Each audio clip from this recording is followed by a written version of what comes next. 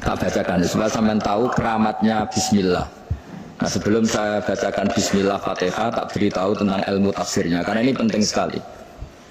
Fatihah itu dawuhnya Allah, tentu itu dawuhnya Allah. Saya ulang lagi, itu kalamullah. Tapi yang sudah diberikan kesampaian ke kita semua. Sehingga seakan-akan itu menjadi dawuhnya kita ke Allah. Jangan salah ya, Fatihah itu dawuh Allah, tapi sudah diberikan ke kita.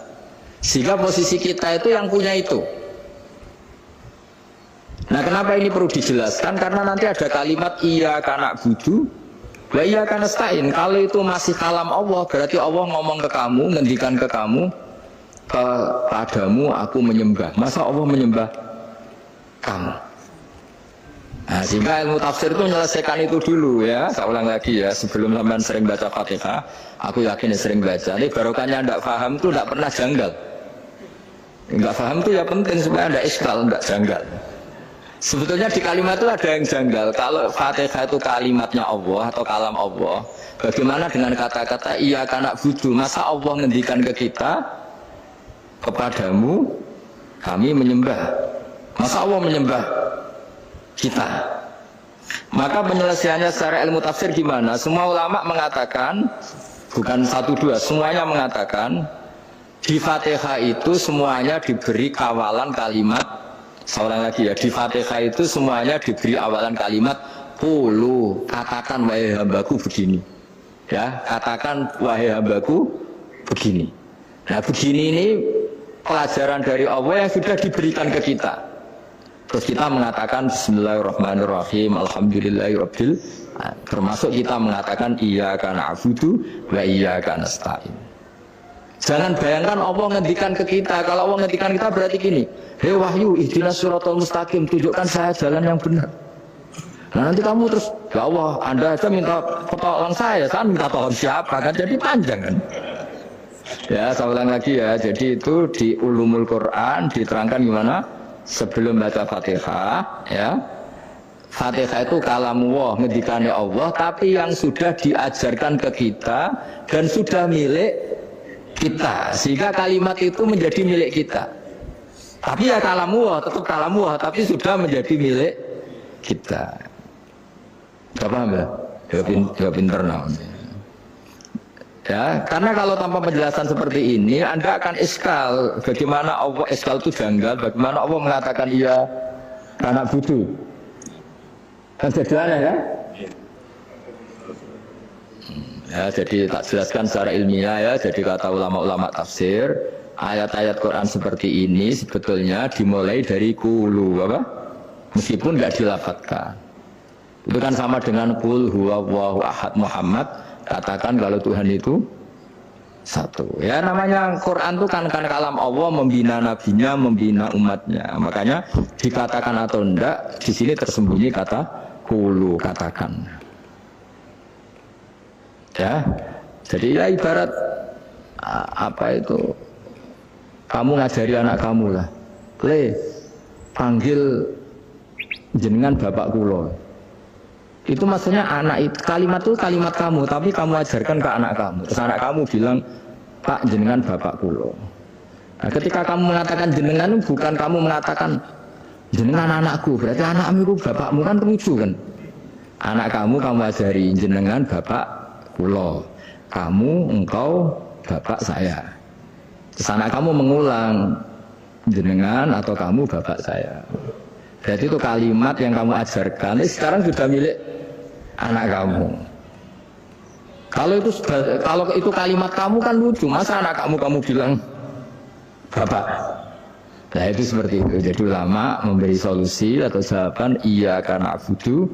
Ya, itu sebelumnya ada kata-kata qulu, katakan wahai hambaku, hubungan kamu dengan saya adalah katakan iyyaka na'budu wa iyyaka nasta'in. Terus hubungan kamu dengan saya katakan juga dalam doamu ihdinas siratal mustaqim. Jelas ya, jadi itu kalam Allah yang sudah milik kita karena diajarkan Allah untuk kita. Dong ya? Ya, dong, gak jelas gak. Tapi bagus, gak jelas itu bagus.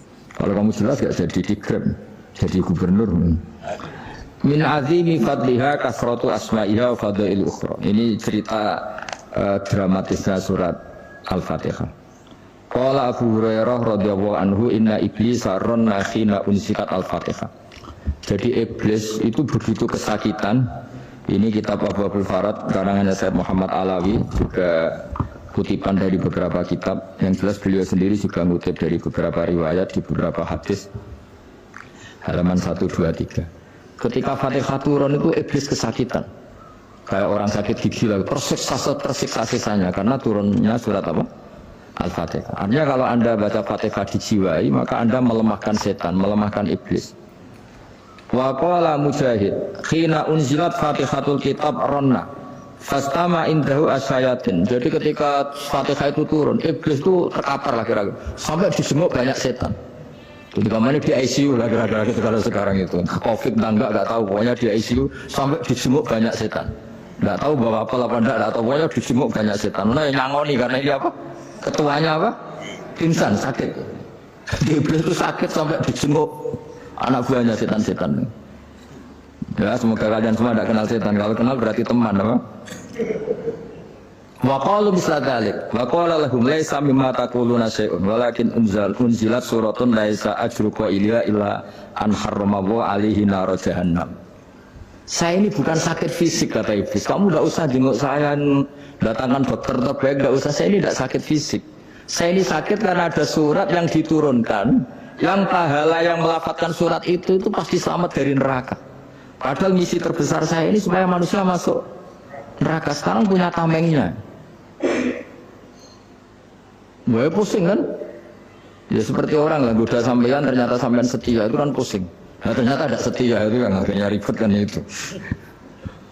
Jadi iblis itu cita-cita terbesarnya kan semua orang itu masuk neraka. Nah sekarang turun satu surat yang gara-gara surat itu siapapun yang baca dijamin selamat dari neraka. Jadi walakin unzilat suratun laisa ajru qailiha illa an harramahu alaihi nar jahannam. Karena jadi dia shock lah, kalau orang di Jawa itu bilang shock. Aduh sial nasib saya ini umat nggak bisa saya goda lagi karena punya tamengnya tadi punya.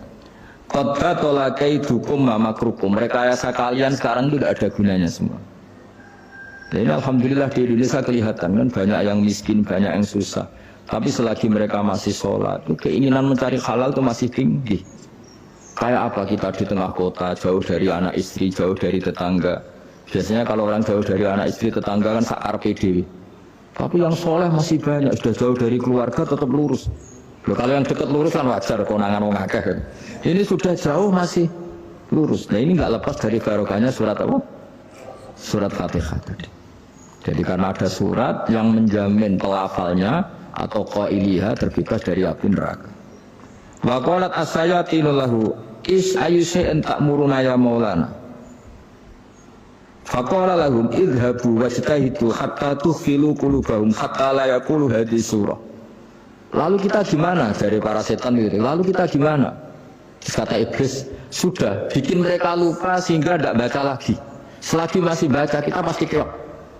Jadi kalau sampean sudah jarang baca Fatihah itu berarti sudah bagian dari kemenangan apa? Iblis.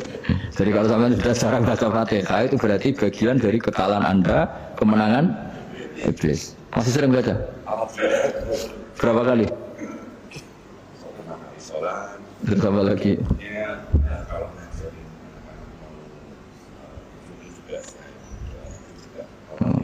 Kok 5 kali kok? Berarti pas sholat fardu kok? Enggak 5 kali itu mendingan itu 17. Kamu itu ngitungnya jangan 5 ini. 5 waktu itu berarti lumayan kan? Berapa? 17 ya? Ya. 17 ya? Ya. 17. Tapi kalau makmum itu sering separuh kan? Kalau lagi makmum tarawih. Ya kan? Makmum tarawih itu bacanya Fatihah ada yang sempurna enggak ya? Ya enggak lah. Baru alhamdulillah rabbil alamin mampu ikut ruko ini makmum kan. Yang tarawih loh Mas. Kalau tarawih jarang sempurna ya. Fatihahnya itu. Kan imam sudah ruko. Kamu bacanya Fatihah sampai mana tuh? Dari setengah ya. Ya paling pas raweh aja kan enggak sempurna ya. Apalagi kalau imamnya sing kilat waduh malah.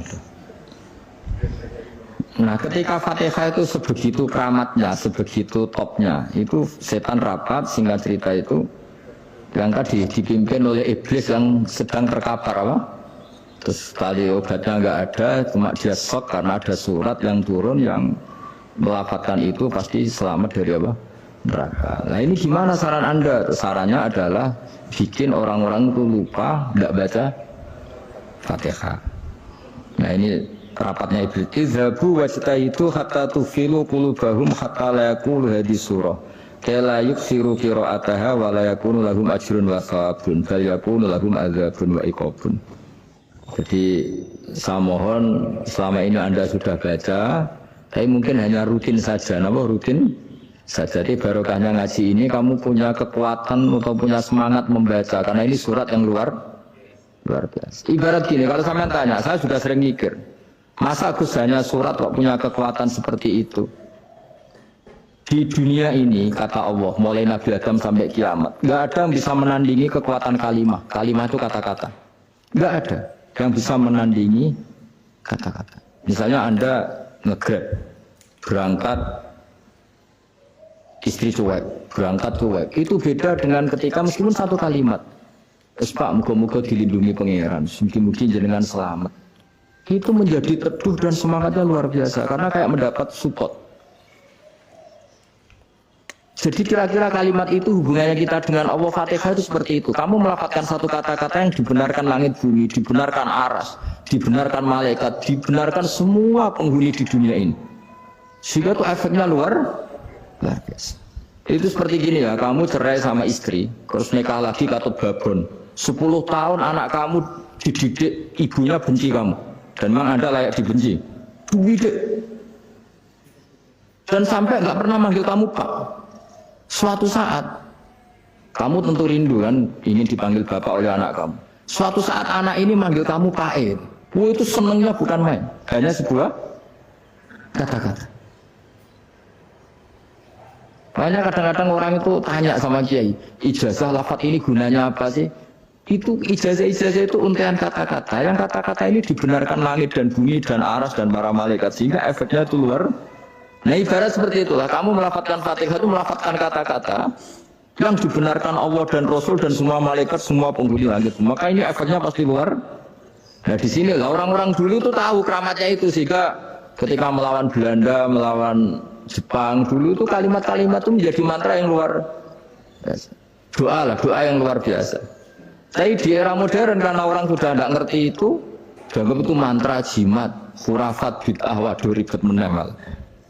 Sebetulnya tidak seperti itu. Memang kata-kata ini kekuatannya luar biasa. Sama kesakitan hati kamu juga karena itu. Ngojek wangilan. Ya apa di bojo kok kowe gagah tok kere. Wah, itu seling terus. Padahal kalimat itu kan tidak melukai secara fisik, tapi apa kerjanya sesuk saras-sarasen.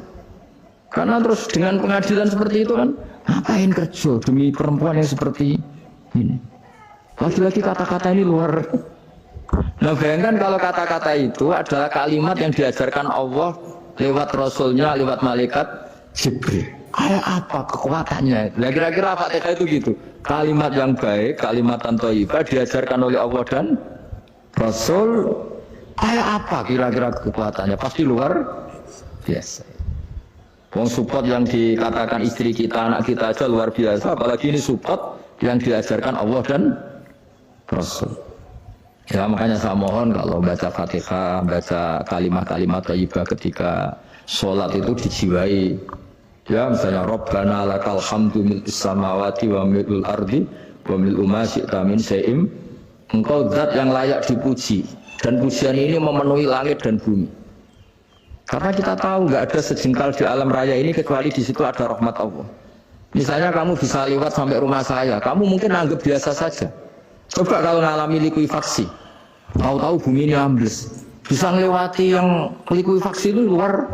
Tanyakan orang pernah ngalami likuifaksi di Sulawesi, itu melihat bumi bisa diinjak gak ambles itu, wah luar. Sama nggak ngalami itu sehingga lewat bumi ya biasa aja. Coba kalau ngalami seperti tidur, ya biasa aja. Coba kalau ada gempa, Bahwa bumi tenang ini sudah nikmat yang luar biasa. Masa kamu ngakui nikmat nunggu digituin? Ya kan? Nah, makanya baca Fatihah dijiwai lah bahwa ini kalimat yang luar biasa. Nah, saya teruskan. Warwa Muslimun fi sahihihi an Ibnu Abbas radhiyallahu anhu annahu qala bainama Jibril alaihi salam qaidun kan nabi sami anaqidan min fawqi farafa'a ra'sahu faqala hadha babun nas-sama futihal yawma lam yuftah qaddu ilal yawm fanazala minhu malakun faqala hadha malakun nazala ilal ardi wa lam yanzil qaddu ilal yawma fasallim waqal absyir binuraini qad utitahuma lam yu'tahuma nabiyyun qablak Fatihatul kitab wa khawatimu suratul Baqarah. Jadi suatu saat Jibril ini jagungan kira-kira gitu sama Rasulullah. Tahu-tahu langit itu gemuruh.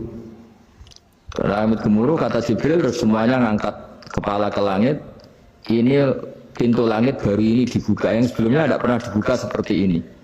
Turunlah malaikat, yang malaikat ini pun malaikat spesial, yang nggak malaikat murahan lah kira-kira gitu, yang nggak pernah turun ke bumi kecuali juga saat itu. Dengan penyambutan yang luar biasa, dengan semuanya nggak pernah terjadi.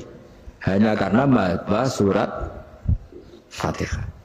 Jadi ini surat yang luar biasa, pengawalannya lewat malaikat yang spesial, nggak pernah turun di bumi kecuali saat itu. Penyambutannya juga nggak pernah seperti itu, baru seperti itu. Jadi semuanya itu spesial.